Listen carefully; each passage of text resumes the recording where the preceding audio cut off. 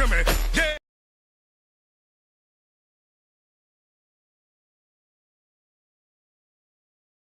I am beautiful, proud. I must be respected. I must be protected.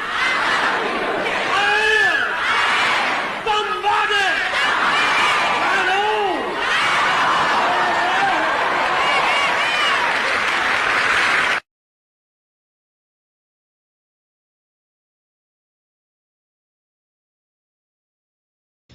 And I come here tonight and plead with you. Believe in yourself and believe that you're somebody.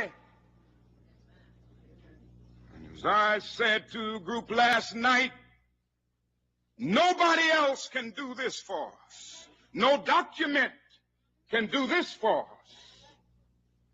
No Lincolnian Emancipation Proclamation can do this for us. No Kennysonian or Johnsonian Civil Rights Bill can do this for us.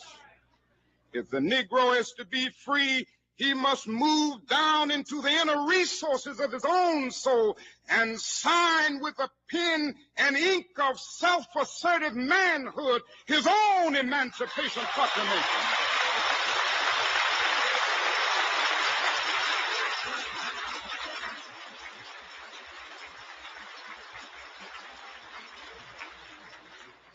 Don't let anybody take your manhood. Be proud of our heritage. As somebody said earlier tonight, we don't have anything to be ashamed of. Somebody told a lie one day. They couched it in language. They made everything black, ugly, and evil. Look in your dictionary and see the synonyms of the word black. It's always something degrading and low and sinister. Look at the word white. It's always something pure, high, and clean.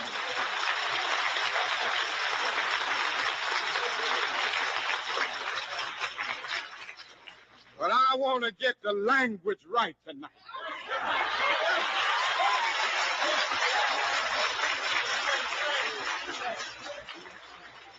I want to get the language so right that everybody here will cry out, yes, I'm black, I'm proud of it, I'm black and beautiful.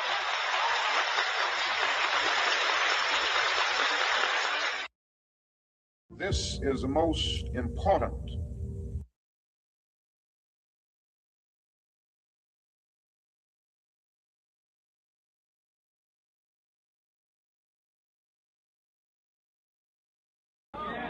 We declare our right on this earth to be a man, to be a human being, to be respected as a human being by any means necessary.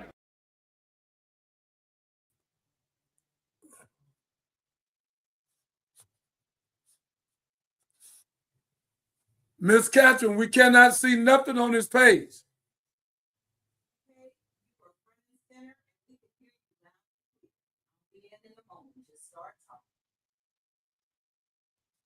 Facebook, we having a little technical difficulty. Sometimes things happen like that. I want y'all to. Welcome to the Johnny Binder Show, everyone. So thank you for taking your time out this evening to join us. I am your producer, Kat Mills. We will have the minister on in just a moment. Today's subject is seeing the truth, what we know now. So what's next, America? Y'all gonna have to let us know what's next. You gotta let us know what you would like to do next. We gotta, like Dr. Martin Luther King said, we're gonna have to put our own manifestos and write those on our soul. So we're going to go to a quick commercial break to get started. For those of you who don't know what the Johnny Binder Show is about, man, you're getting ready to find out. But one of our primary missions is helping women, helping children, and stabilizing the foundation of our community. So we'll be right back after this.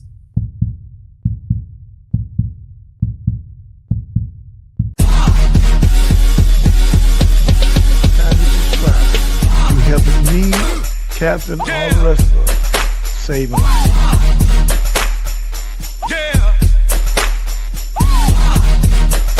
to me. Yeah. So that y'all celebrate us and help us open up vocational schools and save our kids and our kind. You don't want to do that. You want to sit in the back like a house nigga, a fool, and do what you do. Because I have 5,000 heaven-making angels around me. And anybody come against me, God is going to destroy them.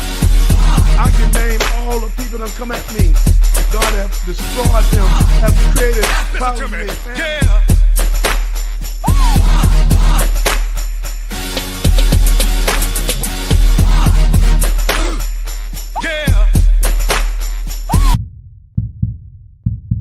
So again, ladies and gentlemen, what I'm saying to you is that the black woman is the mother of earth. She has melanin in her skin, right here, melanin. The sun is her friend, not her enemy. Yeah. Yeah. Listen to me. Yeah. 90% of your crew is snitching. Get out the game. Whatever money you got, go open some kind of business. If you don't know how to open a business, do what my partner did. He gave his money to the restaurant owner. Now he rich because the restaurant owner pay him every month. He invested like $500,000 with it. And now he out of Galveston. So now he get rich. If his wife got a big home, they come out of Texas University.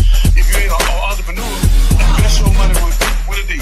Or with Catherine, whoever doing business. With me, I'm going to build 90 townhouses. I need 2.5 right now. So again, invest your money with somebody you can trust. Get out the game. If you don't get out the game, you're going to prison. And 85-90% of the time you do, when you get out, you be dead. Yeah. It's not worth it. So this China Biden talking to you. Listen to me. Yeah.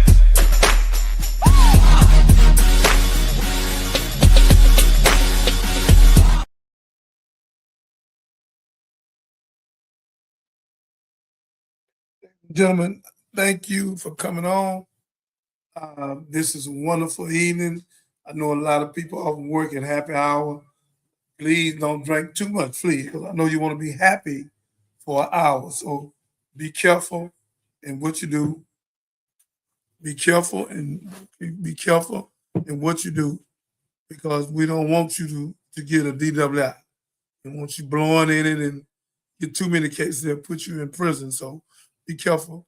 And if something do happen to you, then either call your husband or your boyfriend or get you a Uber or a Lyft and leave your car there, okay? And go home and get yourself together and then try not to do it again. So I don't know where this came from, but it hit me.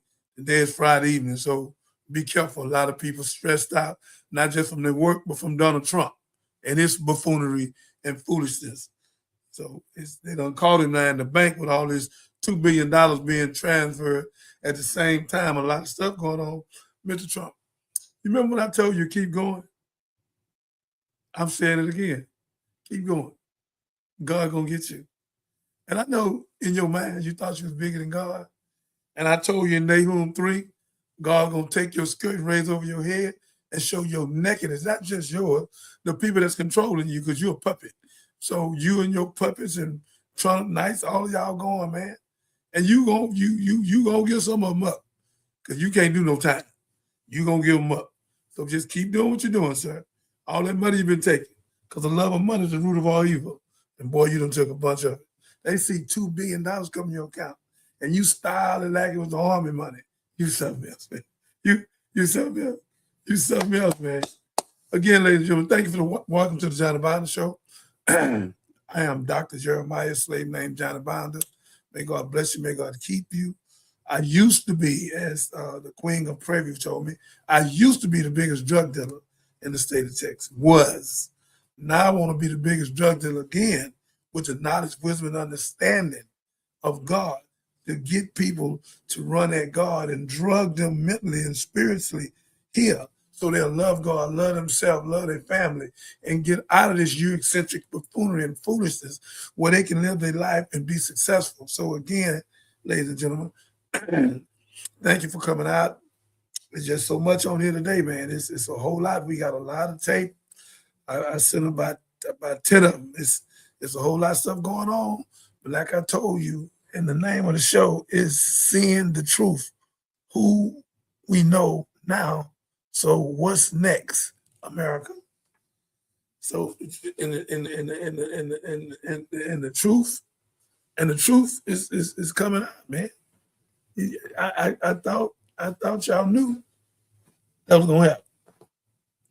I just thought y'all knew that God was gonna do that. Yeah. You can't get away. You can't get away. You can't. I don't care if it's me. I don't care who it is. No one is getting away from God. What you reap is what you sow. Karma is real, Mr. Trump, and all you Trumpanites. Y'all won't follow Jesus. You won't follow God, but you'll follow him. We need a psychosocial assessment and a dianetic. That's systemic racism, because you already know that he's not all that. But you do it, some of y'all do it for systemic racism. And your car gonna be wrecked. He won't be able to pardon you this time. Not this time. So again, ladies and gentlemen, thank you to the show. Welcome to the show. And my co-host, she's not here yet. And my executive producer, Catherine, she is here. And my brother Lou is here. He is prolific.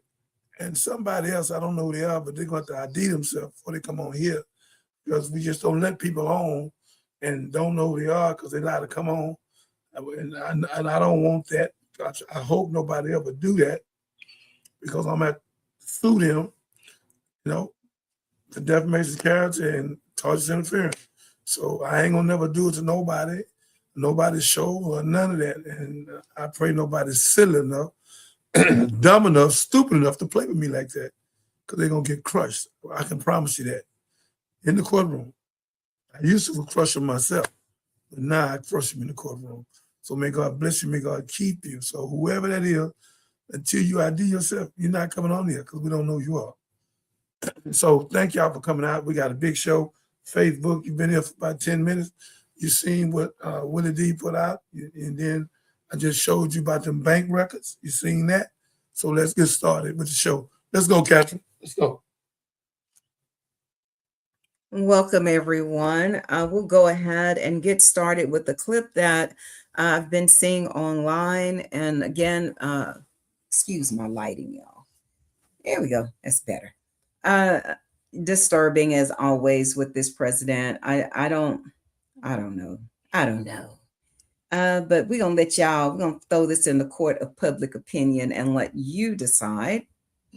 So this is a report of him depicting Barack and Michelle Obama's as apes in a video meme.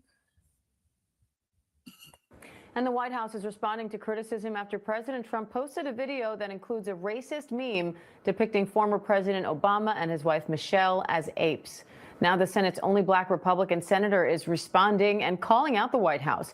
ABC's Jay O'Brien's here with more on that. Hi, Jay, what's the latest? Yeah, Diane, just moments ago, the video was deleted from President Trump's account, and it comes after a growing chorus of Republican lawmakers called on the White House to take the racist image down, including, as you say, Senator Tim Scott, who posted the image in addition to his post. ABC is not showing the image, but we are showing you the post. And it says, quote, praying it was fake because it's the most racist thing I've seen out of this White House. The president should remove it.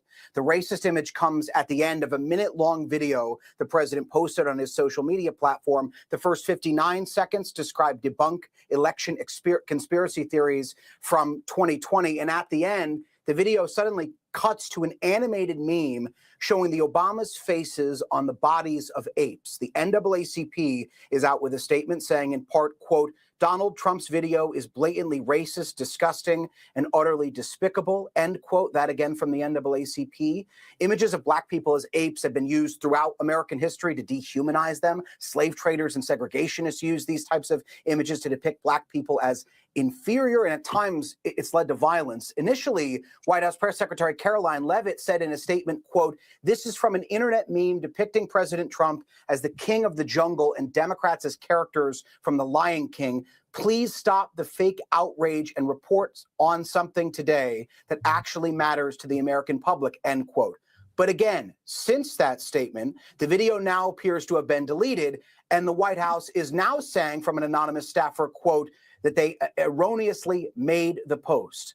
The video that Levitt described in that initial statement I just played for you was originally shared on Facebook last October by the Hardin County Republican Party of Kentucky. The chairman of that group issued an apology at the time and deleted the original post after backlash. And again, a number of Republican lawmakers are reacting to this. Another is Republican Congressman Mike Lawler. He's posting, quote, the president's post is wrong and incredibly offensive, whether intentional or a mistake, and it should be deleted immediately with an apology offered.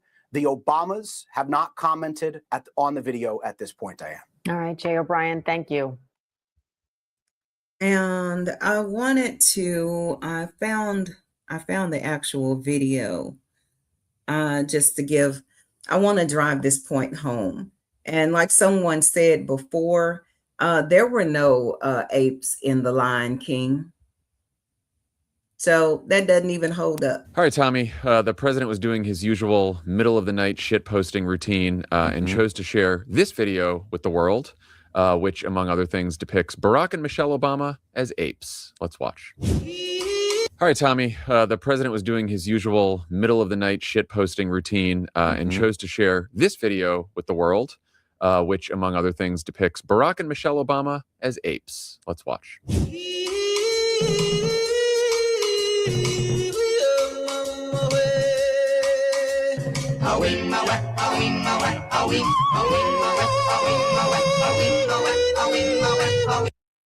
So enough said. We'll just leave that right there.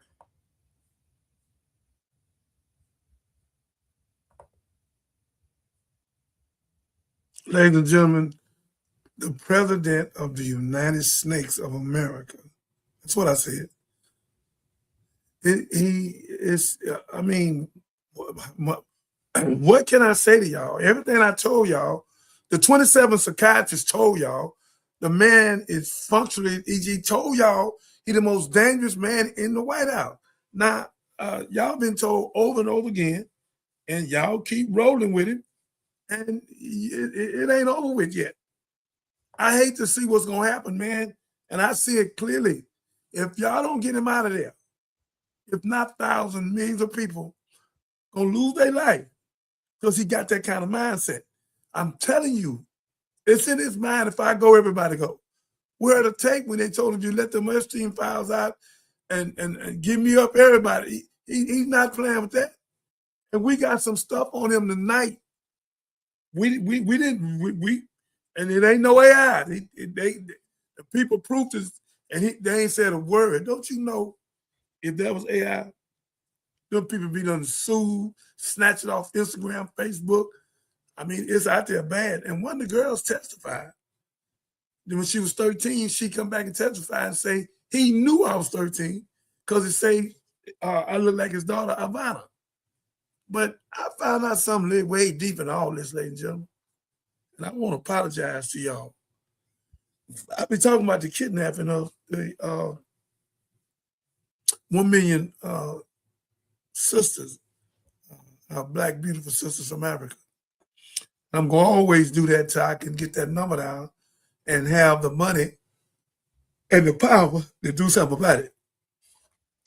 But I just snapped all these young girls. There ain't but 100 of them showing up. Somebody say, where's the rest of the girls at? And somebody had a baby or something, they say, and took the baby and disposed of the child right in front of the mother and say, this is what happened to you. And then somebody else, this is what I was told. I'm looking for the facts to it. They say that a lot of little girls went missing and they buried them in certain places. And so if it's true, and it sounds true, God gonna uncover it. God gonna uncover it. So whoever did it or whatever happened, you that thought you got away, coming to you. To hurt a child like that. There's something mentally wrong with you. A child, 12, 13, 14, there's something wrong. The baby, her mind don't even develop. She's 24 to 26. And seems like yours ain't developed. So that's animalistic. And we did that show last night. Romans 1, 24 and 25, professing to be wise, yet you become fools. Who changed the truth of God, Luke, into a lie and worship the creature instead of the creator. Huh? And 28, 27, 26, 27, 28, God gave over to a reprobate mindset, an animalistic mindset. And all the people is down with Epstein, down with Trump. Now, all this is a bunch of y'all are animalistic mindset. That's where you at.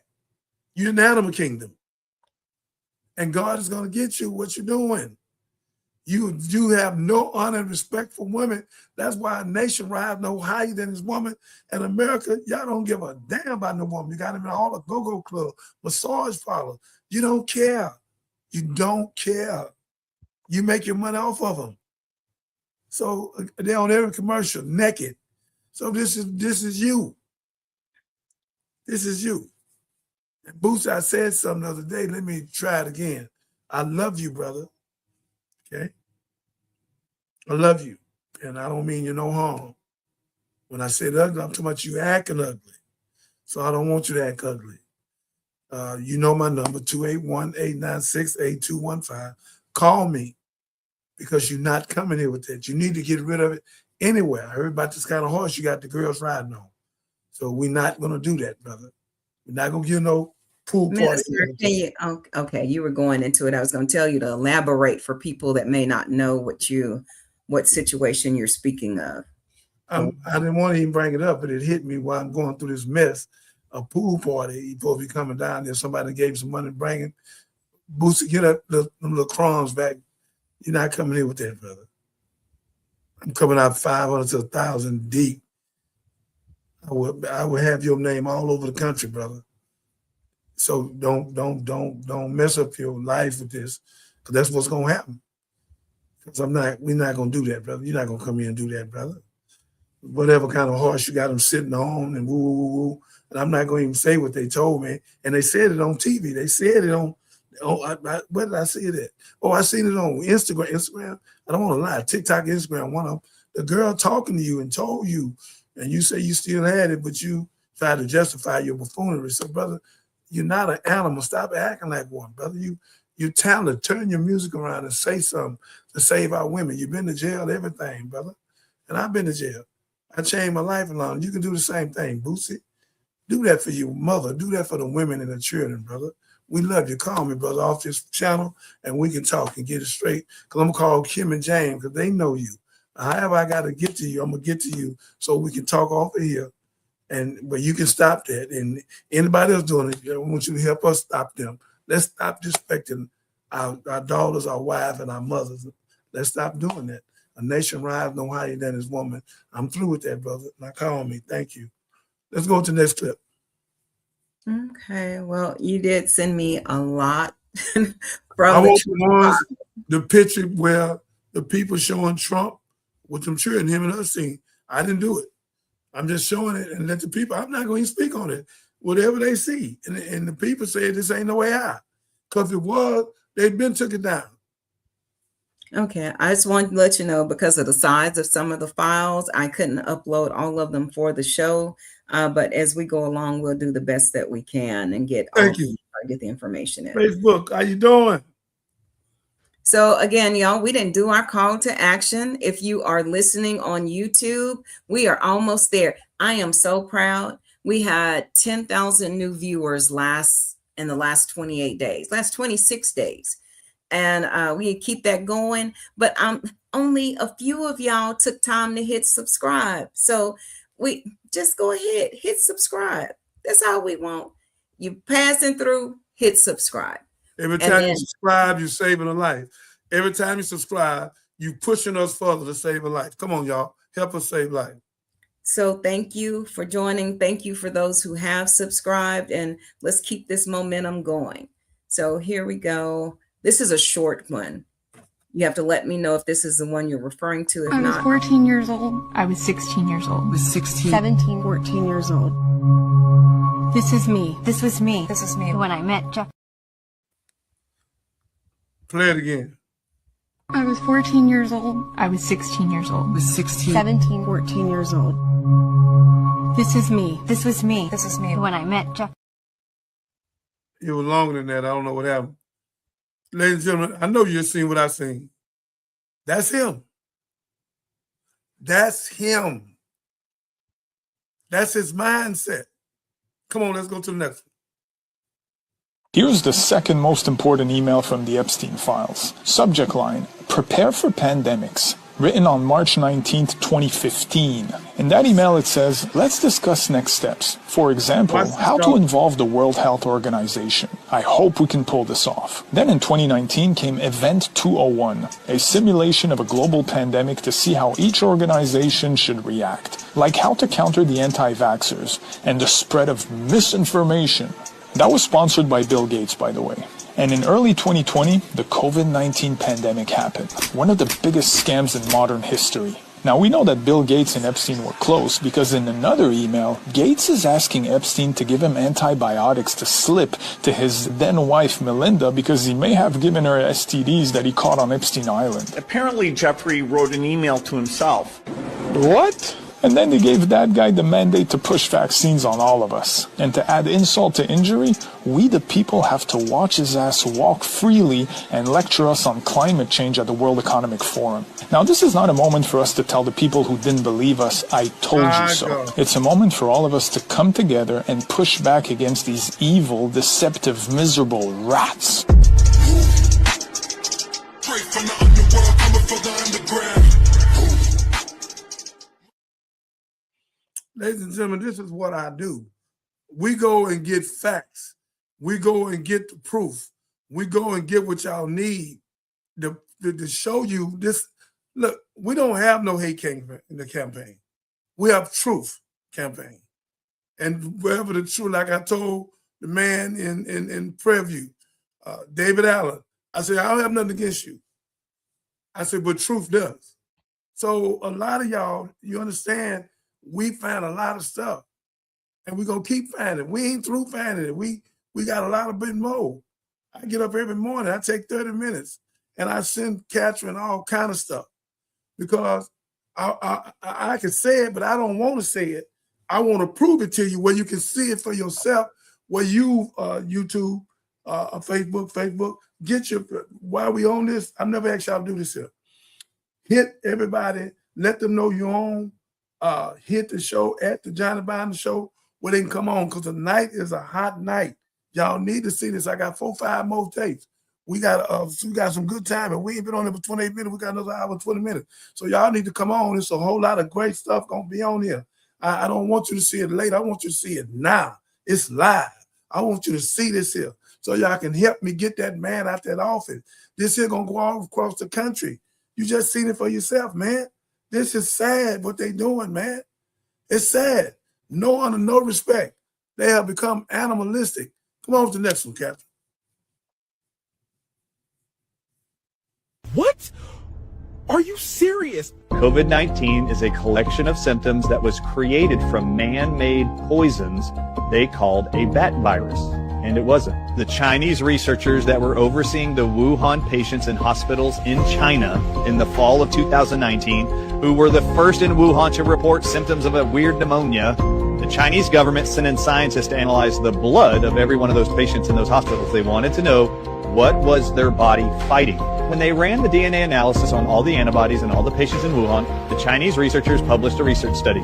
They published that it's not bats that are the source of this coronavirus pneumonia. It's actually venom from the king cobra snake and venom from another snake called the Chinese crate snake. The source of COVID-19 symptoms are two snakes' venoms. For the last 100 years, Big Pharma have been utilizing and manufacturing venom proteins from snakes, scorpions, starfish, cone snails, wasps, spiders. Drugs and vaccines use these venoms as their drugs. You know, the NIH published a document that states in the title and in the first paragraph, that the spike proteins of COVID are identical to snake venom neurotoxins? If you get censored for saying this, the NIH already put it on the internet. Comment the word joint for the detailed herbal protocol for every disease and share this video. I want to add a disclaimer that we haven't had a chance to go back and verify or research what the gentleman was saying, but I will have that. I'm going to Google his name, especially since they said that he, of course, got in trouble. Okay, got a lot of heat for making that declaration. So I just wanted to put that out there. Yeah. Lord have mercy. They gave us syphilis in 1934. Why we wouldn't think that? To line up 400 men in Tuskegee and affect millions of women. And Clinton, I think, came up in 1992, if I'm not mistaken, to apologize. So again, ladies and gentlemen, you affect almost 2 million people and come apologize, not $1. But they know it's over $90 trillion now for reparation. So again, these people never go, or people won't treat you right, never teach you right. It just ain't gonna happen. But God gonna deal with them. He's gonna deal with them, ladies and gentlemen. And this is what this show is about. It's about waking you up where you can see what's going on, where you can take care of your wife, your family, and your children, where you can be a better individual, where we can save our money, invest our money, so we can have our own banks, our own credit union, our own finance company, our own water company, and have our own black Shark Tank, like my man Mark Cuban. He done made 300 million out. We need to make some. One man. Sturman had made, I think, 127 million out. We need to make some. Tyler Perry done made some. So let's do this, ladies and gentlemen. Let's get out this low self-esteem. Let's get out this Eurocentric mindset, Anglo-Saxon, and let's rise above the motion and thinking in the God. Come on, y'all. We can do it. Come on to the next tape. Let's go.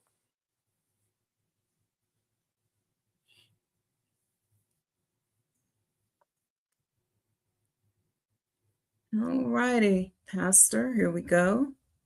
And this is Congress is going to release unredacted copies of the Epstein file. So we shall see. Yeah, right. Well, hey, keep hope alive. Keep hope alive. Here we go. Welcome back to Takeout. There's been some serious criticism on how the Department of Justice, that's putting it mildly, has so far handled the Epstein files. On Monday, members of Congress, we just learned late this afternoon, will be able to begin reviewing unredacted versions of those Epstein files. CBS News Justice correspondent Scott McFarland joins me now. So fill in the blanks here. What are they going to see, and in what form, and can they take it away? Or do they have to take notes? How is it going to help play out? You go into a secure room at the Department of Justice. They call it their reading room, and you have access to all of the files compiled and held by the Department of Justice. Released and unreleased, is that correct? That's key. The unreleased ones are viewable. They can look at the released ones on their phones right now if they wanted to, but they get access to the ones that have been either redacted or just have been kept out of view altogether. Now, asking a member of Congress to go into a room and look at 3 million pages of records is an ambitious task, because if you had a whole team of people, it would take you many weeks to go through 3 million pages. We know this from experience because we've had a team of people and we're still going through the 3 million pages that are out there. So this could be one of those needles in order of magnitude of haystacks, but they have that access. This is not a courtesy by the Department of Justice. This is in the law. Right. And let me ask this, just thinking through this in a practical way. I'm a member of Congress. I'm not, but let's imagine for the sake of argument that I am. And I go in and I say, I want this and that and this. I come in with a specific list. Are they obligated to do that? Or I say, no, here's your 3 minutes, find it on your own. I think there's going to be a support service provided to members of Congress, if for no other reason, because you have to secure a secure space and make sure that things stay where they are and are where they are and stay organized where they are. But this also can be a very digital enterprise too. But the functioning of this website where they have the 3 million pages that are currently posted has been an imperfect operation, to put it charitably. We learned today the Department of Justice has pulled down more than 9,500 pages of those records because either things were redacted that shouldn't have been, or things that should have been redacted weren't. And this is going to be a process that plays over the course of weeks and months. What's just in public view now? Another practical question comes to my mind. can a member of Congress send a designated staffer to the Department of Justice to do this work? I'll look into that. I'll tell you, I don't think the law specifies designees, but with the Department of Justice and the tonnage they're working with, they may have some flexibility built in. Scott McFarland, thank you. You know, we sometimes think of this as an apartment. You're going to go out through a dramatic exit to the back door, so please enjoy yourself. I'm going to make a very dramatic exit now that you say. Okay. So that was speaking of them actually releasing the unredacted file to Congress for examination, which I'm confused because I don't know why they would have received a redacted copy to review in the first place. But, you know. Well, Ms. Catherine, they hide them all they can. All this Minnesota, 2 people have lost their life. All this ISIS, all this is distraction. And he don't care what it costs. He'll do it, blowing folks out the water. Then the folks laying there on a piece of wood, he go back and blow them up again. So he'll do whatever it takes to stay away from the file. He don't want that title. And it's coming to him.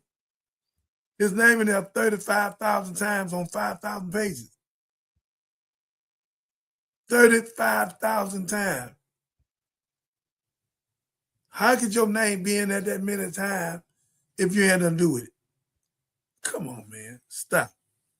Let's go to the next. Let's go. We're rolling tonight. I see. Okay, we're going to go to this one. It's about the file cover-up. And why haven't we requested our copy from the DOJ? I'm going to download I'm going to get access to it.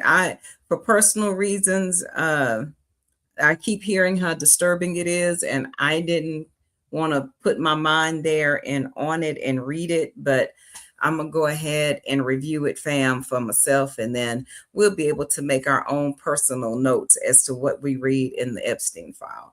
And for any of y'all, we always tell you to, hey, investigate for yourself. You can go on the Department of Justice website and you can pull the file from there for yourself as well. I encourage you to do it if you feel so inclined. I've had the story for 3 years. I've had this interview with Virginia Roberts. We would not put it on the air. First of all, I was told, who's Jeffrey Epstein? No one knows who that is. This is a stupid story. Then the palace found out that we had her whole allegations about Prince Andrew and threatened us a million different ways. We were so afraid we wouldn't be able to interview Kate and Will that also quashed the story. And then Alan Dershowitz was also implicated in it because of the planes. She told me everything. She had pictures. She had everything. She was in hiding for 12 years. We convinced her to come out. We convinced her to talk to us. It was unbelievable what we had. Clinton. We had everything. I tried for 3 years to get it on, to no avail, and now it's all coming out, and it's like these new revelations, and I freaking had all of it. I'm so pissed right now. Like, every day I get more and more pissed because I'm just like, oh my God, what we had was unreal. Other women backing it up. Hey, yep. Brad Edwards, the attorney, 3 years ago, saying there will come a day when we will realize Jeffrey Epstein was the most prolific pedophile this country has ever known. I had it all 3 years ago.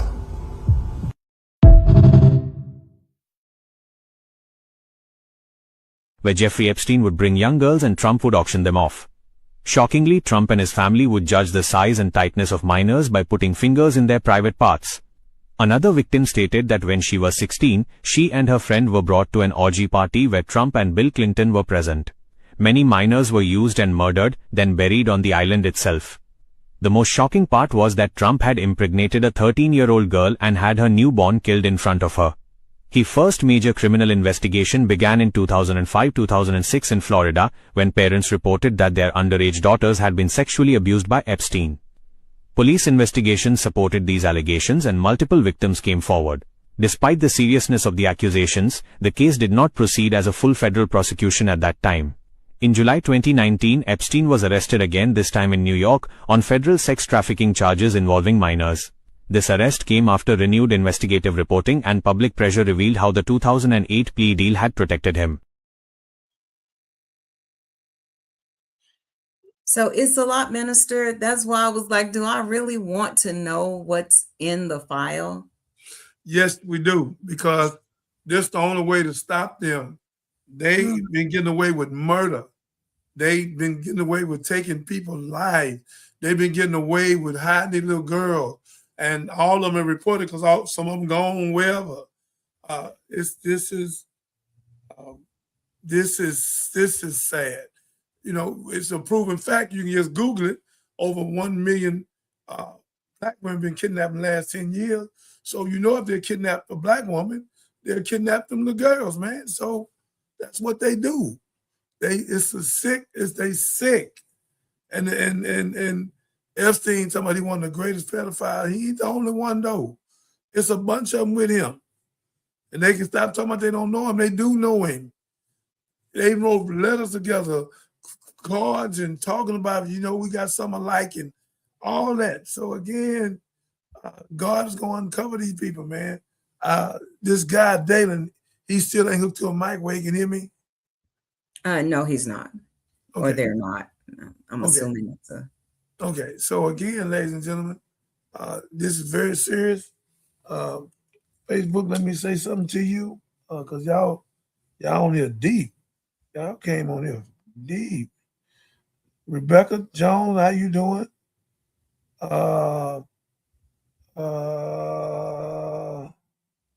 Rebecca, how you doing?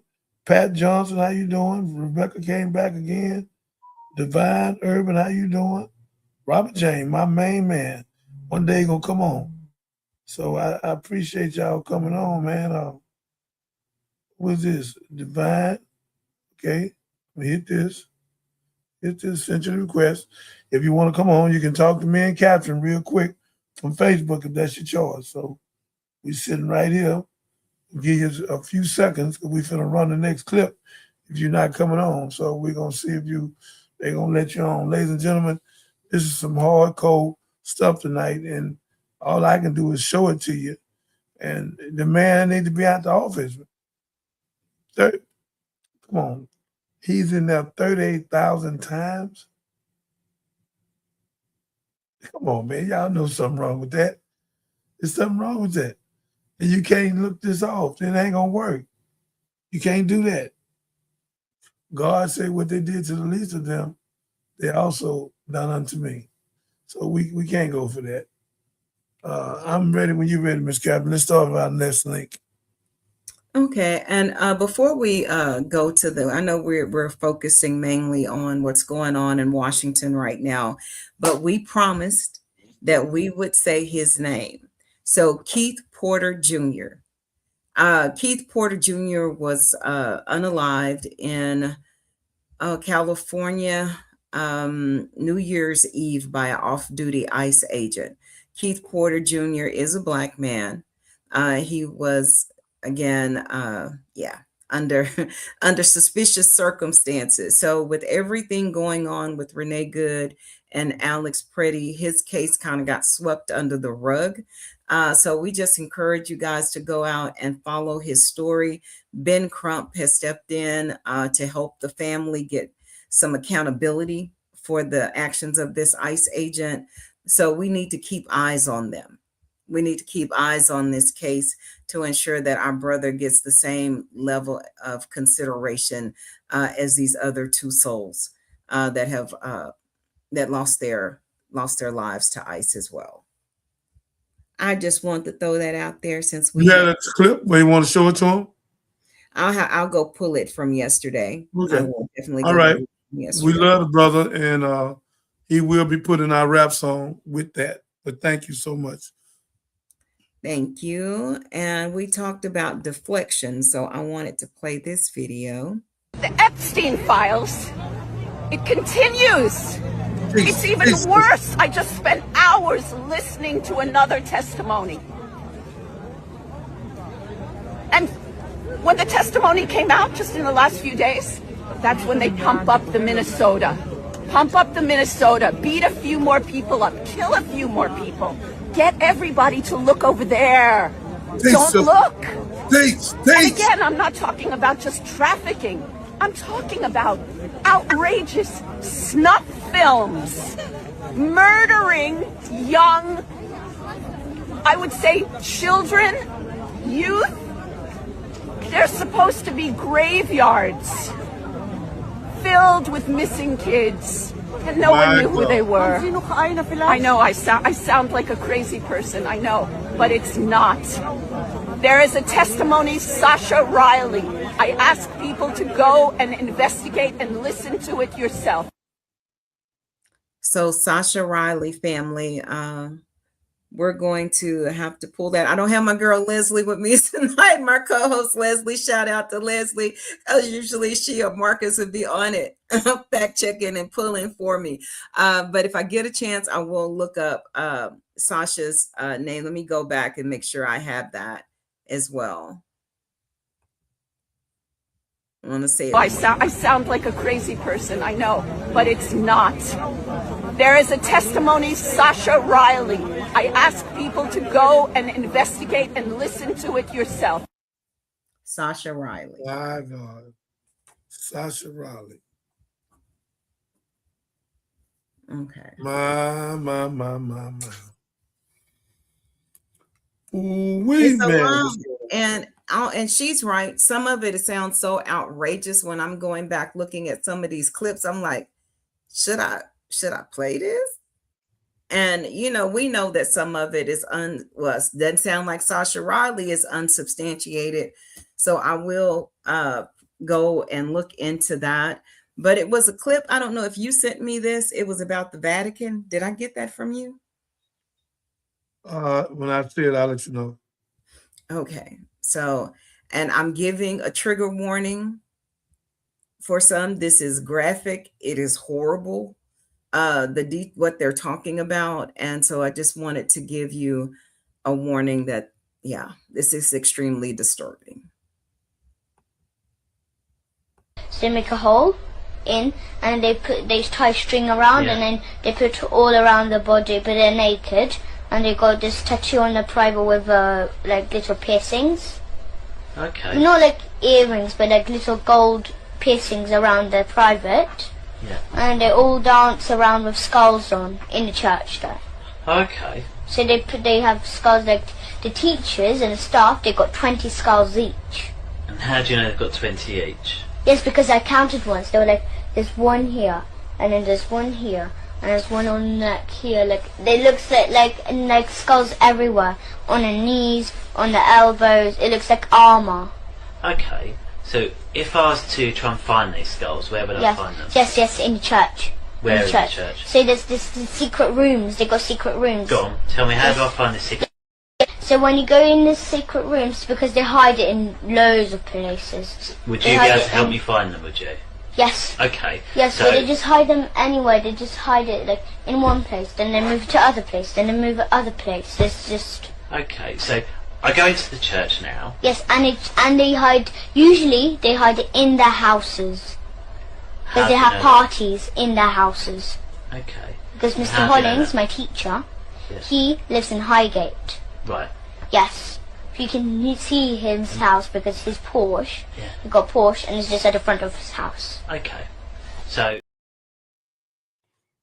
My God. So that's why I say some of it and I don't know if that little girl was part of the Epstein file or not, but all of this stuff is interconnected anyway. We all know that. But it just is so. It's so beyond anything a normal think, quote unquote, normal person, everyday square person would think.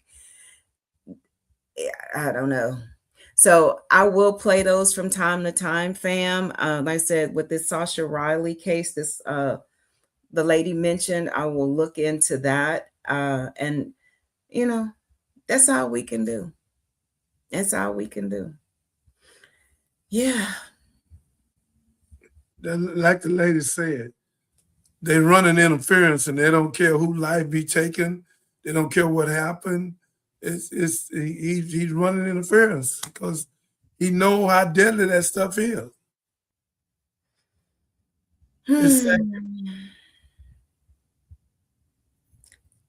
I don't know. So I did find a classic Johnny Binder clip that I want to play right now on your favorite time. And y'all ain't got a state of emergency to impeach this man when he had potential killing millions of people and taking food, lunch, and stuff from poor people, and then gave a tax break to 83 billionaires? Are y'all listening to what he doing? This ain't no constitution. This is Donald Trump doing what the hell he want to do because he can't get back in on the third term. So I'm going down and I'm taking everybody with me. That's what he doing.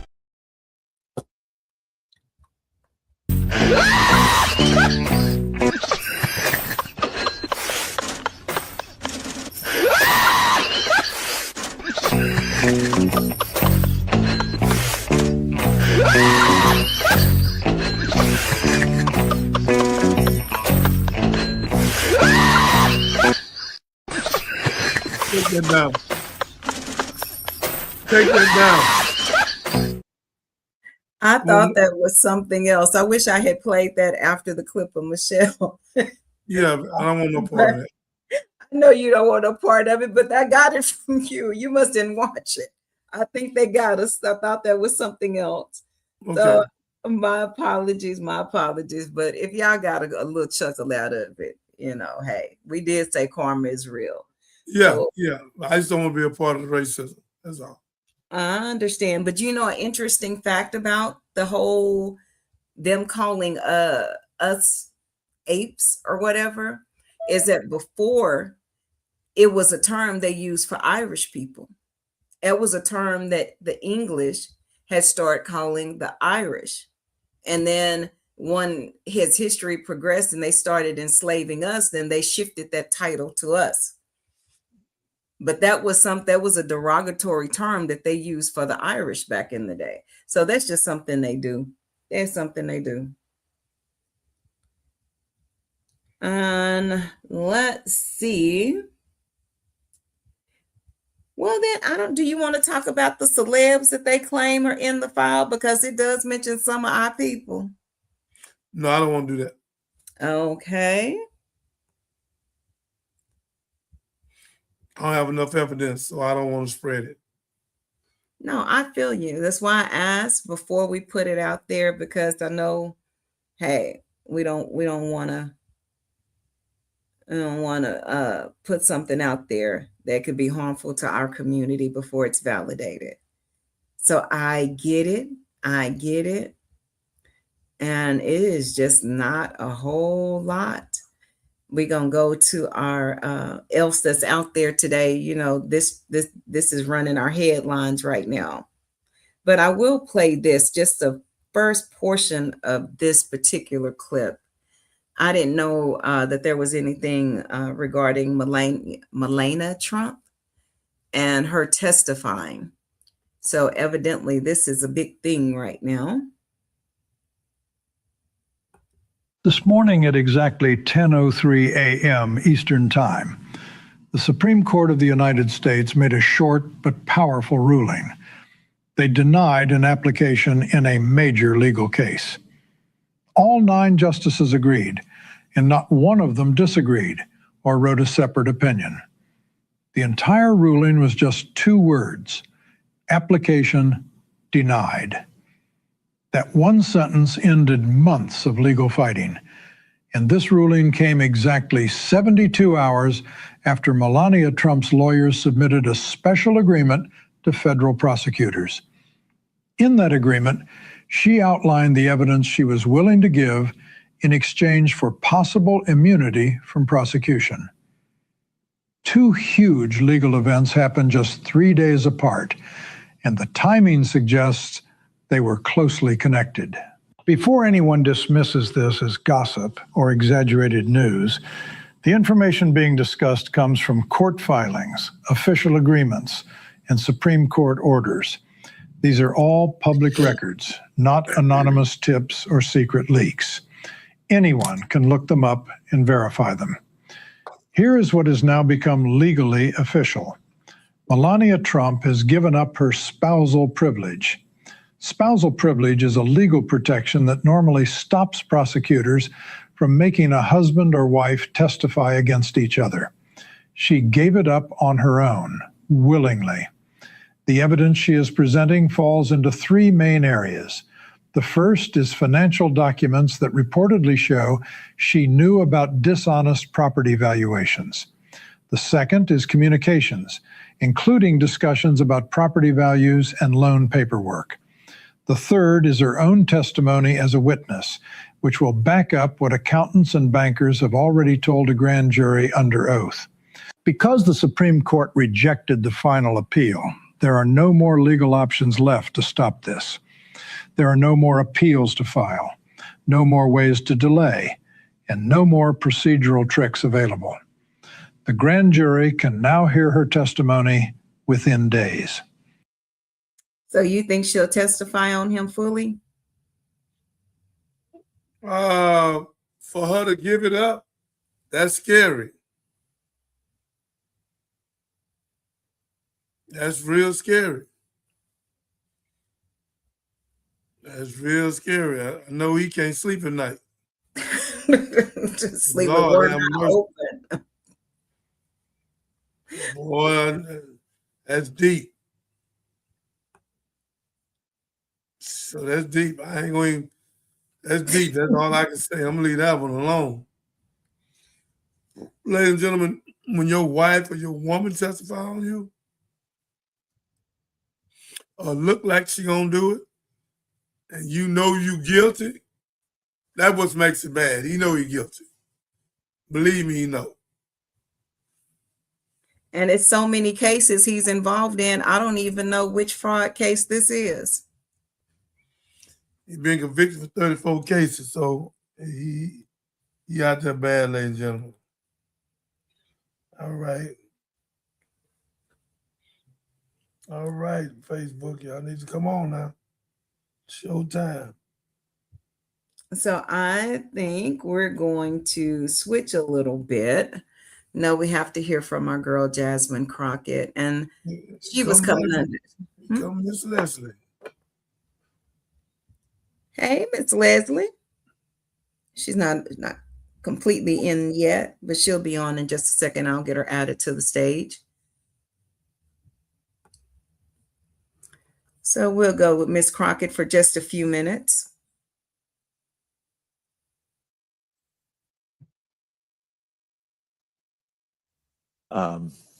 Anyway, I've got more questions, but I appreciate what you've all done to be here, and I think it is more powerful than you can possibly imagine. So again, thank you each. Thank you all. I yield back to the chair. Thank you, Senator. I'd like to now yield to Representative Crockett. Thank you so much, Mr. Ranker. I am so frustrated. It is so hard to sit in allegedly power positions, yet see this happening in my country every single day. We are arguably the most powerful people, not just in this country, but in the world. Yet some of our colleagues have decided that they wanted to abdicate their oaths and their duties, and they have decided that instead of following the law or the Constitution, they want to follow a single man. There are those that say that our democracy hangs in the balance. With every passing day, I feel as if we are slipping further and further into a full-on dictatorship. When we live in a country where a journalist by the name of Don Lemon can be arrested, or Georgia Fort can be arrested, when we live in a country where a 5-year-old little boy, Liam Ramos, can be thrown in what looked like a penitentiary, because I did go and see him at Dilley facility. And the reality is that Liam's picture went viral, but there are so many children that are rotting away in that facility. And it seems like nobody cares. When we see what happened to Alex and Renee, and my colleagues are silent or they're in defense of what took place, I start to wonder, what is our purpose? If we are sitting here and we are seeing our Constitution desecrated at every single turn. And then when we have an opportunity in the minority as Democrats to say we are going to stop this because it's not working out very well for the Republicans. In my state of Texas, they just flipped a seat where it swung 30 points. It's not working well for the Republicans when the Republican governor in Texas decides to say, well, maybe we're a little off track. It's not working well for the Republicans when Donald Trump steps in and says, well, let me go ahead and give you a sacrificial lamb by the name of bovino. It's not working well for them. So we are in the best position that we could be in, yet and still that package passed and we gave a 2-week pass for them to continue to negotiate. My question is, what are we negotiating for? What is it that we're trying to get? Because we know that they already will ignore the law. The First, the Fourth, the Fifth, and the 14th Amendments have all been thrown out of the window by this administration. So, Mr. Stoughton, DHS's internal use of force policies are supposed to be guided by constitutional protections under the Fourth Amendment. Do you think that we're seeing that? The policies on paper are fairly good. I do not see those being translated into practice. In fact, we know that the opinion that was written by the judge that ordered the release of Liam and his father, it says this case has its genesis in the ill-conceived and incompetently implemented government pursuit of daily deportation quotas, apparently even if it requires traumatizing children.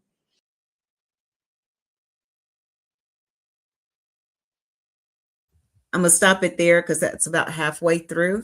Welcome, Leslie. Minister, thoughts? I mean, she's always right on point. Just always right on point. She knocked the ball out the park once again. Welcome, Leslie. I know you were doing your books. I'm glad you came on. Thank you so much. Hey, how you guys? I'm listening on the background. I couldn't focus. I heard my name too many times. I said, let me jump on here and throw something at it, just, to help out because I love you, right? Yeah, that's where I'm at. I'm actually working on some program guides for my residential care facility. We're going to have some hiring opportunities for you justice impacted people. So be on the lookout. Instagram, solitude_love. That's what we're doing. But I heard you talking about, what was his name? Sasha Riley. Sasha was a little boy at the time. Really? He's a grown man now. Yes. He goes by William Sasha Riley. I was listening earlier today at some of the audio, and he's mentioning individuals who have assaulted him. Yeah, he's calling out names. As a matter of fact, Lisa Novella Volden, Voldeng. She has that article out, and you can check her out on, I believe it's Substack is where her article is, and the audios are attached, and you can hear Sasha talking about the things that he actually experienced. Yeah. Yeah. See, I told you she would know. I'll be everywhere. I'll be everywhere. Yeah. Check out Substack. It's really like a lot of informative articles if you love to read. And then they have some live casts, on there as well. Kind of like podcasts, but a little bit shorter. But yeah, it's really informative. I think we should go over to Substack. What else did I hear you talk about? I think Keith Porter. Keith Porter Jr. Yes. My condolences to the family. Obviously, we do want to keep saying his name. I love that, there's finally, getting to be some coverage on it. In my opinion, the agent, he was off duty. He should be, how do you say? He should be charged as a civilian. Yes, because he was way out of his jurisdiction. Right. He should be charged as a civilian for murder, period, point blank. And the fact that he's not sitting in a jail cell somewhere right now is an issue. Man. And yeah, it really is, because he wasn't, that's not his official capacity. So much is wrong. So much is wrong. But we're going to keep saying Mr. Keith Porter's name. I'm going to put Keith Porter's picture up on the Johnny Binder channels, because I want it, the Johnny Binder show channels. I want to keep it fresh, and we'll keep the news stories coming just to make sure my brother gets some light. And Jasmine, I love Jasmine. I like what I just heard. Because she's actually calling for action, and she's asking the questions like, what the hell is we doing like right now? And that's what we've been asking for. Like, what does action look like? You know what I mean? So thank you, Jasmine. Thank you. Go get them. Go get them. Indeed. But as a people, we need to decide what action we're going to take. Like I said, we have to. In the intro video I played by Dr. Martin Luther King, he challenged us to dig deep and give ourselves our own emancipation and write our own proclamation. And we've been talking about that all week. So yeah, we got to be accountable to ourselves first, man, and know what we stand on and believe in. Minister?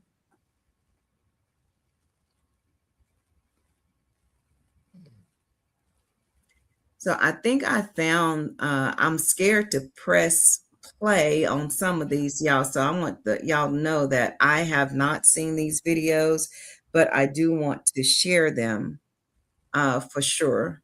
And y'all see me when I'm clicking through anyway. So it's all good. Let's try this one.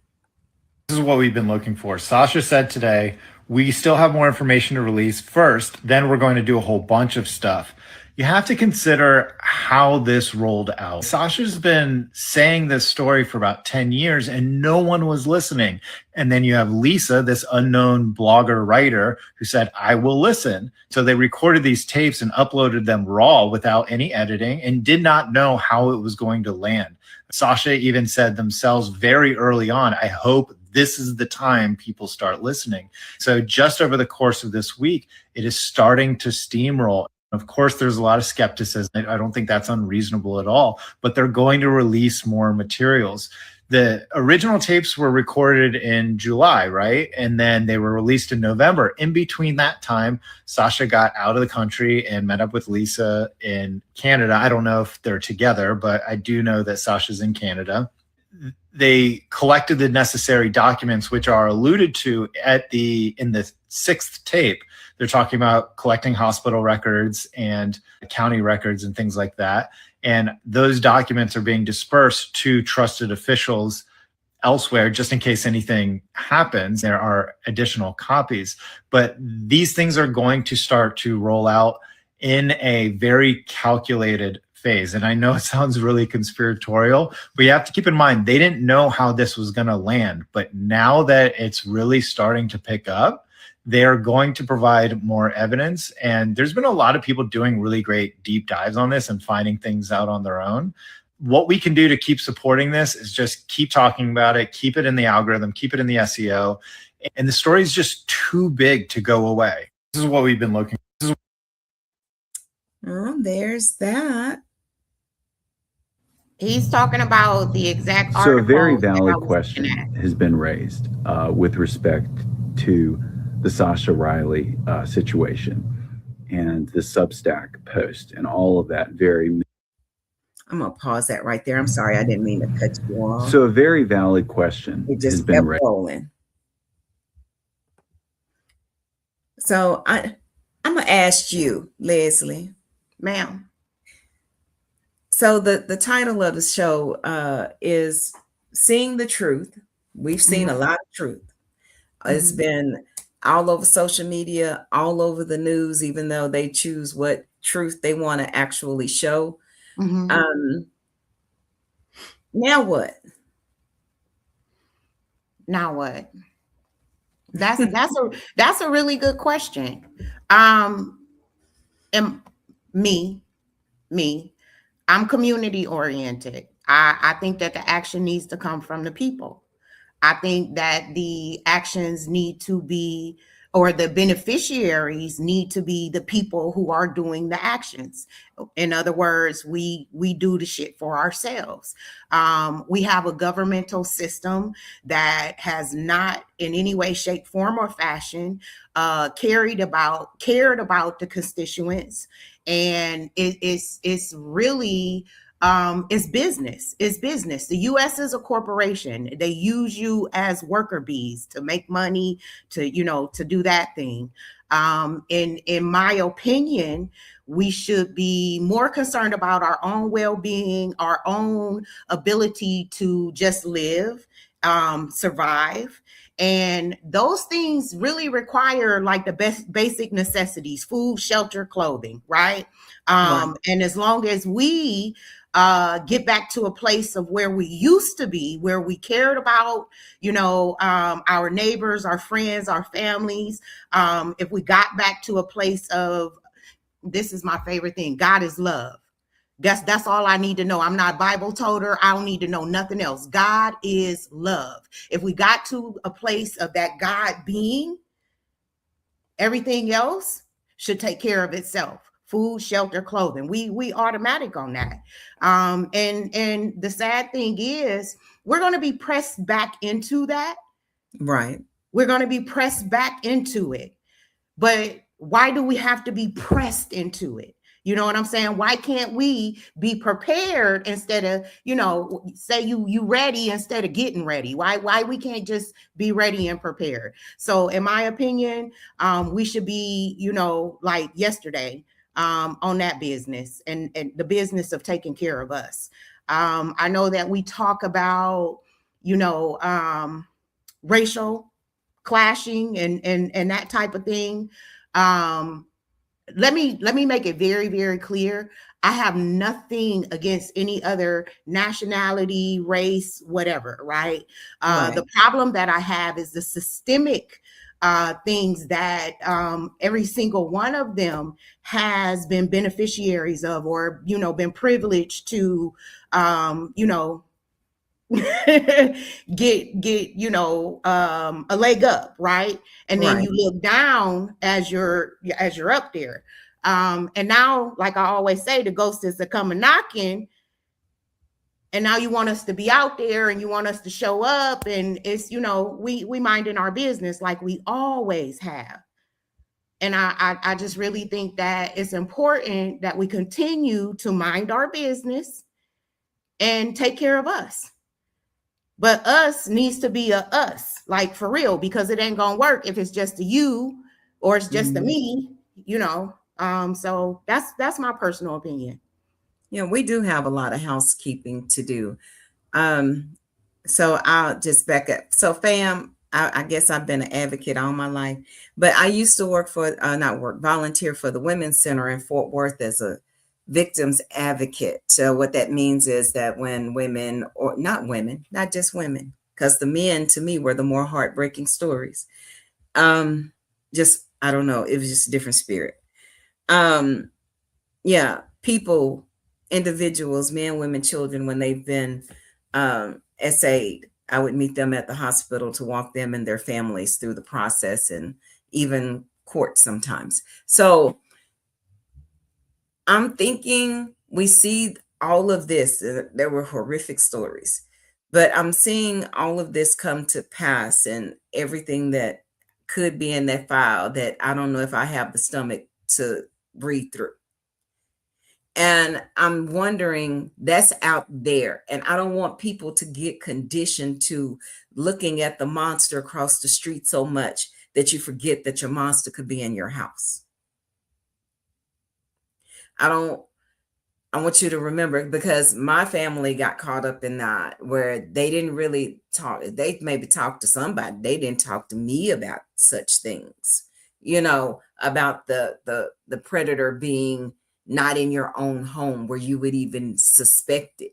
It was always a stranger danger type situation, or that happens to them because those people are weird. When you get a lot of money, you start acting weird. They into that kind of thing. And this is something that Black people would project on white people. So I just don't want you, fam, to get complacent into looking across the street or over there, because there are enough victims that have been SA'd or victims of incest, molestation in our own communities that have voices that need to tell you, hey, this stuff can be a quote unquote generational curse, and it could be happening right here at home. It was a case in Houston. It was horrible. Where this man was abusing, was she 2 or 3? And he actually had the nerve to videotape himself. This was a Black man, y'all. This is not their issue alone, meaning the rich, the famous, the whatever. That demon has planted seeds in our backyard too. So the question is, what we gonna do, fam? What now? What now? Oh, Father in heaven. I feel like I need a song and a glass of wine. What now? What are we going to do to take care of our babies? So, yeah. So there are sources out there. I will find them in Houston. There's a national hotline for RAIN. Yeah.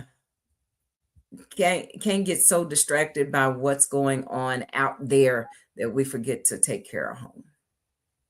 Minister? I want to hear from Leslie. See what she think about it. I have to agree with that. And the reason why is because I actually had similar experiences within my own family. And the sad part about it was someone that we would have never, like, oh my God, you would have never, right? So most definitely you have to be communicative. We have to teach our children to be communicative. If nothing else, if they're, give them like the pineapple, you know what I'm saying? Give them that word, and teach them. Fear is a true mechanism, especially with our children.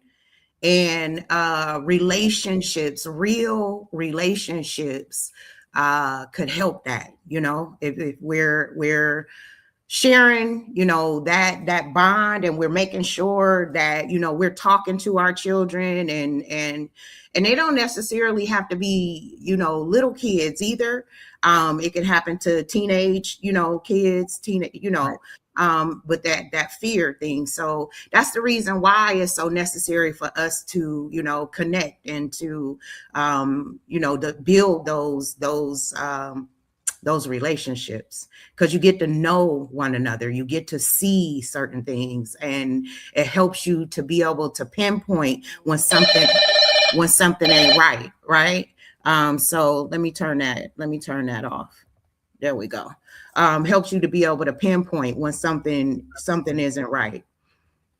And that's a big one. And I used to hear so many times where I told my mom, they didn't believe me. And it takes so much guts and courage for kids to come forward, for anybody to come forward. Especially children, though. Especially children. Specifically children. Yeah, especially children. It takes a lot of courage. And then they tell, and it falls on deaf ears, or they tell and they get blamed for it. Yeah, that's a mother that don't know God. No, any real mother gonna investigate it immediately. To clean your thing, Leslie, where we can see you clearer.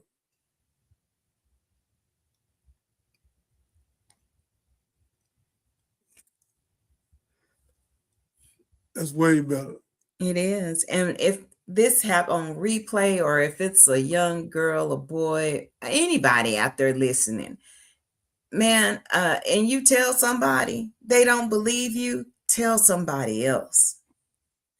Just keep telling. It's going to be somebody out there who's going to believe you, that's going to try to steer you in the right direction, and hold your hand through it. I trust and believe that God always sends you an angel, but just keep telling, keep telling it, keep telling it. And, you know, then it's not just sometimes the SA cases, it's just general, just child, CA cases. I don't even know what to say on here anymore. Child abuse cases, you know, and oh Lord, my brother has a neighbor. They don't know who, but they've had to call several times. The neighbors have all band together to make sure that these kids are okay. And that's been a beautiful thing, so that the kids don't feel like they are or have been alone. So we got to, as part of that neighborhood community, as we come out and unite, you're going to have to not be afraid to piss your neighbor off if your neighbor is not doing the right thing. Yep. I always try to quote to people, if they say they believe in Jesus, Jesus told the disciples, get back. He said, suffer the children, forbid them not, let them come unto me. And Jesus never made this kind of statement after he kicked the table over. He said that you rather put a milestone around your neck and be thrown in the deepest sea. So that's the importance of the children to him. So the question to me, to the world, why are the children not important to you? And if they're not important to you, you don't believe in Jesus. So stop the lie.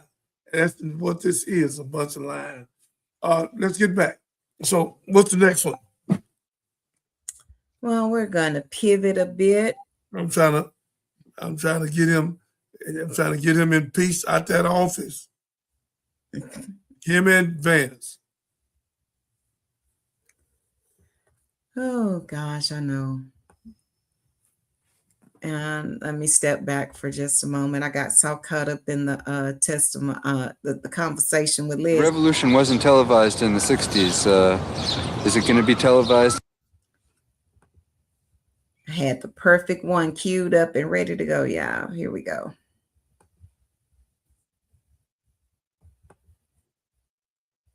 Revolution wasn't televised in the 60s. Is it going to be televised in the 90s?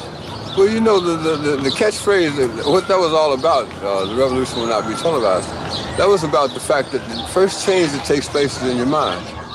You have to change your mind before you change the way you live and the way you move. So when we said that the revolution will not be televised, we were saying that, like, that the thing that's going to change people is something that no one will ever be able to capture on film. It'll just be something that you see, and all of a sudden you realize, I'm on the wrong page, or I'm on the right page, but I'm on the wrong note. And I've got to get in sync with everyone else to understand what's happening in this country.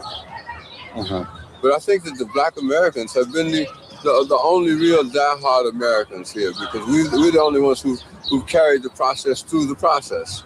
That everyone else has to sort of like skip stages. We're the ones who marched, we're the ones who carried the Bible, we're the ones who carried the flag, we're the ones who tried to go through the courts. And being born American didn't seem to matter, because we were born Americans, but we still had to fight for what we were looking for. And we still had to go through those channels and those processes. That was Gil Scott Heron, poet. The revolution will not be televised.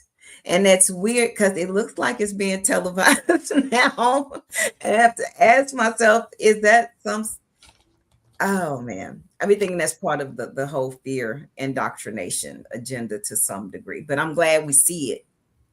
I'm glad we see it.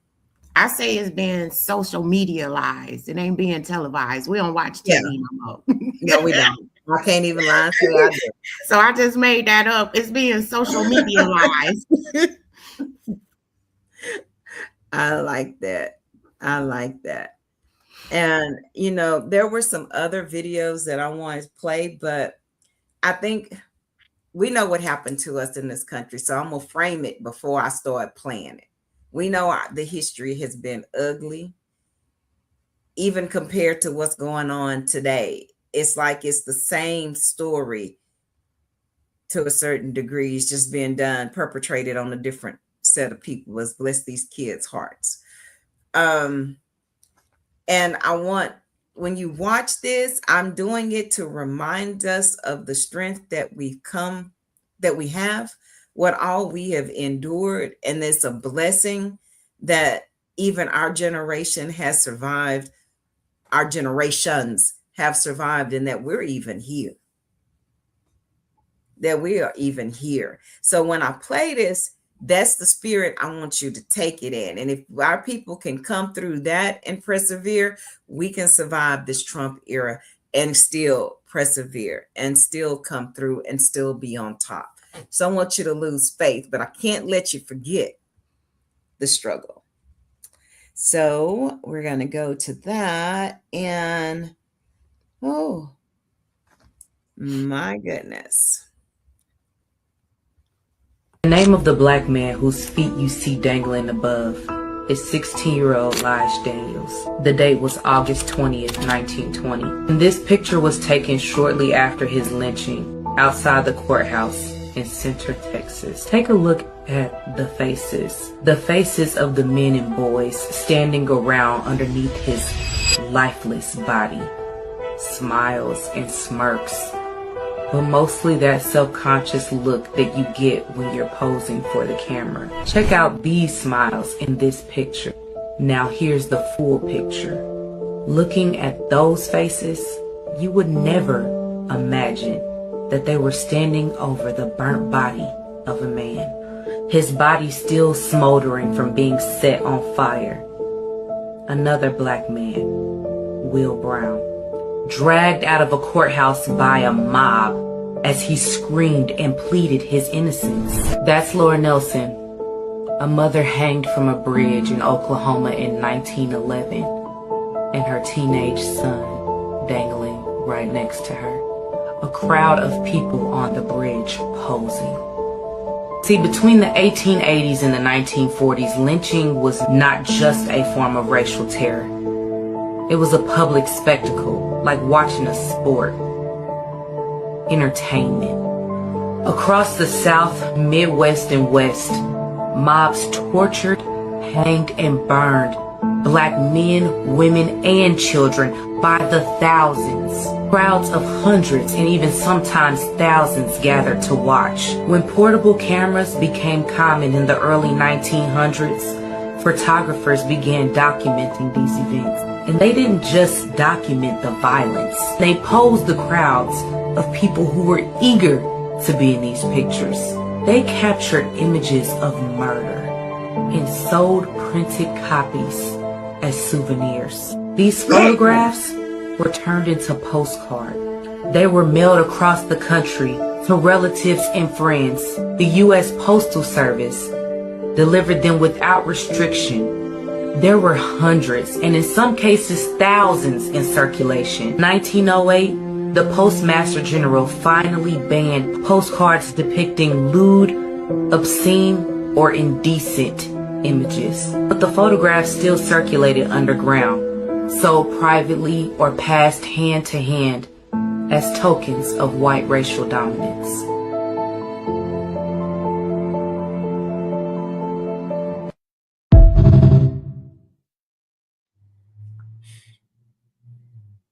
She spoke very intelligent. That sister's super intelligent. She done that. Catherine? You know, my sensitive heart over here, have to gather it, get it together. And, you know, out of this, even, and you can imagine what the terror that our people probably felt back then. And to be able to stand up to that, to be able to have the courage to stand up to that and do something within that system to try to stop it, you had to be a bad person. So I'm going to tell you who I'm going to add to the stage is Miss Ida B. Wells. And for those of you who don't know, you're getting ready to. One of the coldest women ever lived. She's an anti-lynching crusader.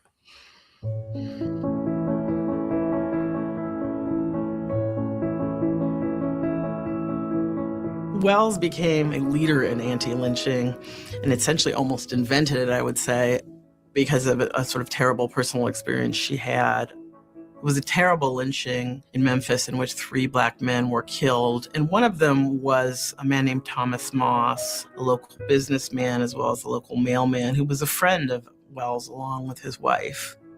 Wells is out of town when this happens, and she comes back to find Black people fleeing Memphis, her friend Thomas dead along with 2 other men.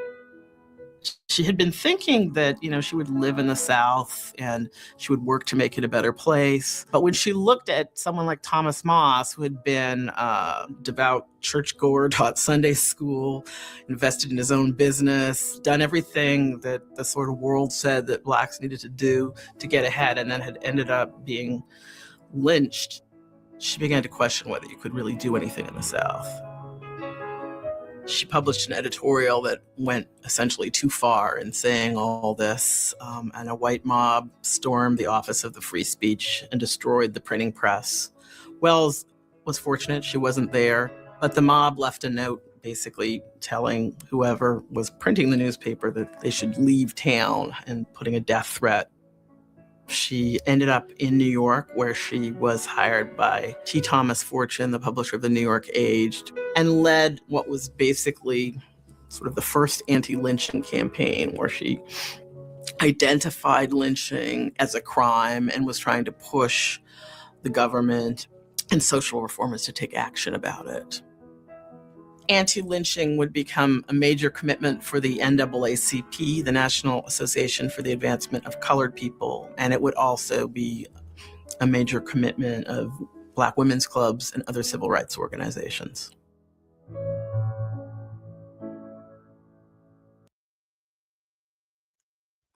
So again, I want to play that not to reinforce any narrative of victimhood, but victorious hood, because you can still rise up and be great in any situation. She was a woman. She was a Black woman in a time that didn't like neither, where it was difficult to be either. So you can do something, fam. You can be resolved to do something in this situation that we're in now. And I just showed you the evidence, as the minister likes to say, the times then and the times now is just same devil. Different story in a book, different chapter, same writer, same devil. We talked about yesterday indoctrination, and I made the point that we were looking at 2 different things. And upon listening to the first video clip before Miss Ida B. Wells, it gave me what came to my head was go along to get along. Mm-hmm. And then I also thought about how they said children should be seen and not heard. So it kind of became a pattern of behavior as opposed to, in my mind, a indoctrination. Like even as a kid, I was told to be home before the street lights came on. And I know that was a method of protection, right? I look at it as it more becoming, like I said, a pattern of behavior. And we just got to a place where we just got tired, and at some point we did have these revolutionaries who were making, small impacts, and the governance, started to change.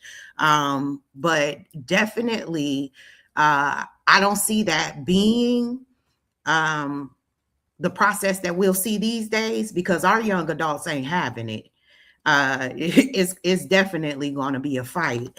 And then I also wanted to mention, if you haven't heard it yet, but there's an audio out between Mitch McConnell I know I don't saying his name right, and Ken, whatever his last name is, but they're in the government or whatever. But they're talking about bringing slavery back.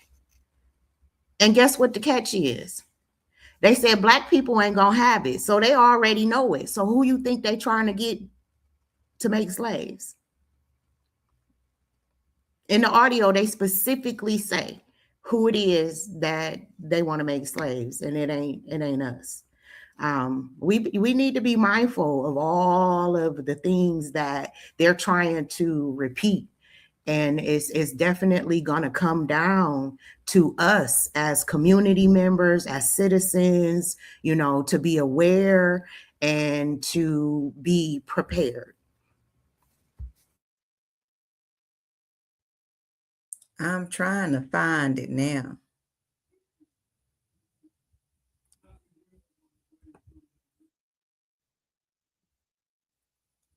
I think I found it. I think I found it.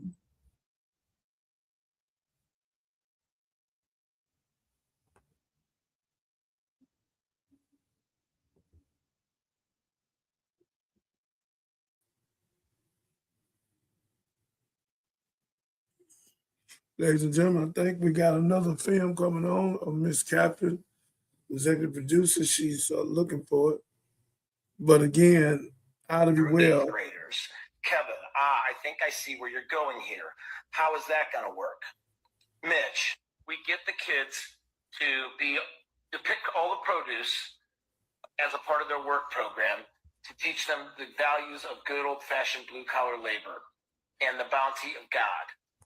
Kevin, I don't think that anyone will go for that. Mitch, it's all about grooming. Start in the first grade, and by fourth grade, they'll be ready to do it. Kevin, but we already have people to pick the produce. Mitch, we have to finish the wall. Kevin, no way that's going to happen. Mitch, we find better ways to get the immigrants out of the United States. Kevin, like doubling ICE. Mitch, yes. Kevin, this will be too hard, and we'll be too busy trying to sustain this over long periods of time and generations. Mitch, no, we get rid of the abortion laws in the United States and we make it mandatory that all 8th grade females be impregnated in order to graduate. Kevin, like replacing the crops. Ha ha ha, pun intended. Also, Kevin, I will work on getting the abortion banned. You work on state-funded religious schools. Mitch, we don't have to do either. Lindsay and I took care of that with the new SCOTUS. Yeah, I heard that today as well. It's a transcript that someone's reading of what it is that the communication that they were actually having. Yeah. And it's crazy. Children, 8th grade children, 8th grade young ladies will be required to be pregnant in order to graduate. This is a requirement. Wow. I don't believe these people believe in God. I don't think they see God at all. I really don't. And we got our hands full. So just to recap, audience, because I'm not sure you heard what that was. That was somebody reading a transcript from a conversation between Mitch McConnell and Kevin McCarthy, and both two high-ranking officials in Washington, D.C. Essentially, they're talking about white people are going to be the new slaves. Ain't gonna happen. I would say it would sound outrageous if I would have heard it back in 2002. But because of the specific things that they mentioned that are occurring today and all this weirdness in the world, I can't rule it out. I don't have that much conviction to say it won't happen or it's not happening because it's not looking it. Yeah. Read the name of our subject tonight. It says, seeing the truth, what we know now So what's next, America? So what's next, America? I think we're seeing the truth that lawlessness is the new law. I think we're also seeing the truth, in fact, that, like I said earlier today, we're minding our business, we're staying out the way. I think we're recognizing that this governance and the systems don't work, and we can't trust it, we can't believe in it, and we have to factor our own, our own methods. We have to come up with our own methods. That's the truth. That's the truth. And that conversation was real. That was not AI. Oh my, if I could go back and find the original conversation, which I don't think anybody would be able to. I think that was leaked. But yeah, I mean, because we always say, in what day and time would we have ever expected for them to be taking their own people out? For them to unalive Renee Good. For them to unalive, especially Alex Pretty. That's stuff that generally happens to us. Well, I'd be well. They were studying hanging us. And she went to the sheriff's office with about 75 to 100 women. And every one of them had a 12-gauge shotgun. And she told the sheriff, "You're not hanging another one. If you hang one more," she was going to create that problem and make them disappear. They didn't hang another black man. It was either North or South Carolina. They ain't hang another black man till she died. So that's the power of women. And then when she went to South and North Carolina, it was because she was a school teacher, it was a swine flu or something they had, and everybody was dying. So the man didn't want to let off the train, and she told the man, "I'm going to get out this train one way or another." So he went on, stopped and let off. As she was walking toward her mother was saying, "No, no, no, Ida, no, don't come this way." And Ida ain't stopped walking. She went in there and made everybody wash and clean up for 3 days. The third day, the swine flu, whatever it was, went away. One woman, believing in God, and walked into it. I don't know what she did. I know prayer had something to do with it as well, but I don't know what she did. So then she had to go to the Supreme Court about them trying to make her sit at the back of the train. So she had did this for Rosa Stark. What made Rosa so powerful, they did the boycott of the bus for the whole year. That caterpillared it in a major way. So, ladies and gentlemen, we have some powerful women, and we always have. I always want to salute all of them now, and these two right here with me. It's an honor to work with you all. It's an honor that when our women use their wisdom, their knowledge, their understanding to further us on and to get us up and push us and make us better. Charlie Wilson's wife done that for him of the Gap Band. She done it and called her son to be the manager after she spent over $5 million on it. She did a great thing. I'm proud of her. Even when he caught some kind of cancer, colon, she knocked that out. So again, ladies and gentlemen, talking to you women tonight, y'all had the power to change America and the world. Take advantage of it. Black woman, you're the second self of God. You can do it. My white sister, you can do it. Change our mindset. Change how we think. Americanized, Eurocentric, Anglo-Saxon buffoonery. Change it and get rid of it. It's not from God. And if you keep it and you deal with it, you create a problem for yourself. It's not from God. So stop making a fool out of yourself and do what you need to do for your wife, your family, and your children, or your girlfriend and children, however you got it. Just make sure you learn out who God is. He's not in the sky, He's in you. I know we keep scanning the sky, He's not up there. He in you. So again, supreme being, the human being, the being is the entity of God in you. So we have to come out this whole spook teaching. Ain't nobody flying out of the sky to come get us. We have to do what we need to do, and God will go with us because He's in us. But we have to use the talent, the giftedness, and the prodiginess that's in us. So we have to wake up mentally and get us a psychosocial assessment and a dynamic and get our mind right, our heart right, and rise above the motion, thanking in the God. I told you the other day, we have a devil sitting on one shoulder, an angel sitting on the other. Both suggest us all the time. We must learn to be wise enough to recognize the voices and follow the angel. As a positive side and negative side of every situation, but we always look at one side and regret our short-sightedness. Somebody was saying something to me? I was praising it. Facts. Said what? I was just in agreement with you. I was saying facts. Yes, ma'am. Yes, you know, ma'am. I love to hear that one. Oh yeah. Mm-hmm. I have so many prayers, and most of them from Abraham. Mm-hmm. So it's just and they don't want us to know these prayers.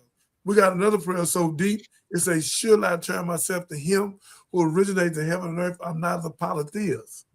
Surely my prayer, my sacrifice, my life, my death is all for God, the laws of the world. No associate has He, and this is my commanded. I'm a no Smith. Well, thou the King, there is no God but Thee. Thou my Lord, and I'm Thy servant. I've been greatly unjust to myself, and I confess my fault. Grant me protection against all my fault, for none can grant protection against fault but Thee. And guide me to the best tomorrow, for none God can guide to the best tomorrow but Thee." So again, we have some great prayers, but they don't want us to know but one prayer. Our Father art in heaven, hallowed be Thy name, Thy kingdom come, Thy will be done. How can a great God have 99 attributes but don't have one prayer? Come on, man. So again, these people, it's in Revelation 12:9, the devil should have deceived the whole world. And we all been deceived. And very few of us going to come out of it. And most of us going to stay in it because God said you have to study to show yourself approved. And He said the truth will set you free. So we need the truth. We need to study. We need to get the wisdom and the knowledge. We need to push each other to be better. So again, ladies and gentlemen, I want Catherine to show one of our commercials. Matter of fact, tonight, if you even had one of my movie shots, you could have showed it. The one you did, whichever one you have. Before you show it, can I just say thank you to the minister for uplifting us, right? Thank and you. I also want to add that we're powerful together. So don't exclude the fact that our men are so necessary. So necessary. Thank you. And I think that needs to be uplifted. We are more powerful Together. Yes, sir. Since you said that, let me go on and teach for 1 second. When a man is incomplete, not a male, a man is incomplete without a woman. And a woman is incomplete without a man. God did it that way on purpose. The only way we complete when we come together in the spirit of God, not the physical counts, but the spiritual. When we come together spiritually, that's the power. Not a relationship, that's a Godship. I don't want a relationship. I want a Godship. I want a platoon boat where the boat won't sink. When you get the platoon boat, it don't sink, got them two big things on it. So again, ladies and gentlemen, when you get a woman of God, you get on that chessboard and you put her in a right place, you'll never get checkmated. Most of us checkmated. Even if we got the right woman, we wouldn't know what to do with her because we don't study to show ourselves approved, and the church don't teach this. The church do not teach what I'm talking about. It's not there. They're telling women to stay in the back. It got a few. Windsor is 4 or 5 churches that let the woman in the pulpit. But out of 400,000 of them, 300-some thousand of them not letting them in no church. Not to go in that pulpit with some carpet, some wood, and some nails. But if Jesus' mother was here, they would let her up. If Rahab was here, you definitely need to let her up because she is the tree and Mary is the branch. Yeah, you'll catch that next week. But again, my beautiful sister, both of you, we are more stronger together for God. So when a man and woman come together, that's the power. Right there, you see, that's the power right there. Not doing this, but doing this. Anybody can do this. That's unison. This unity. Thank you for making me explain that. May God bless you. Thank you. I'm not muted for a change. Okay. You go, Kat. Yay. If you're watching this on replay, please drop us a comment. Remember to subscribe. Thank you all for your support. We are Johnny Binder Show, or at Johnny Binder Show on all social media platforms. And we're here to serve you. So let us know how we can do that when you drop a line. And I want to thank Leslie for joining, the amazing co-host, of course, our host, Minister David Jeremiah, aka Johnny Binder. And it's been great, y'all. It's been great. So I'm going to go ahead, like he requested, and play a video on the way out. And then we will look forward to seeing you guys next week. Peace and blessings, y'all. And here we go.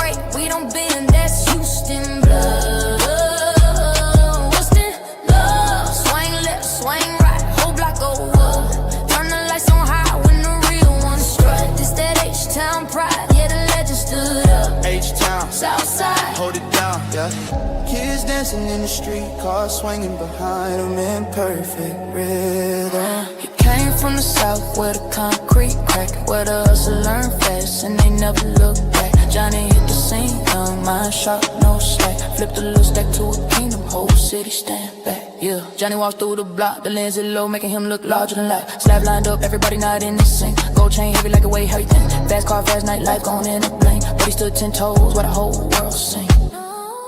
Then the feds took him, storm came, no warning. Blue lights in his face like a cold Texas morning. Judge slammed the gavel, future to look for. But even locked down, he stayed real, never mourning.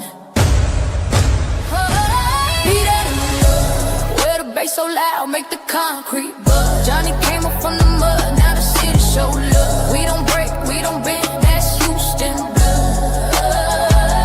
What's the loop? Love, swing left, swing right. Go up, yeah. Turn the lights on high when the real ones strut. This that H-Town pride, yeah, the legend stood up. Whoa. 10 years passed, but the fire stayed burning. Came home wise, a whole life keep turning. Finding the Jeremiah, that's the tables were reversing. Hood looking proud, cause the OG merged, yeah. Body shaking hands with kids, neighborhood cheering. Drone circles around them, like he the center of gravity. Talk to the youth, now don't fall in them traps. Life hit hard, but you hit right back. Ain't soft, ain't preach, still built for the map. Still walk like a down when he step with the strap. But the city respect him, cause he real no hate. He the proof you can rise even when life's tracks. Every street walk down, feel like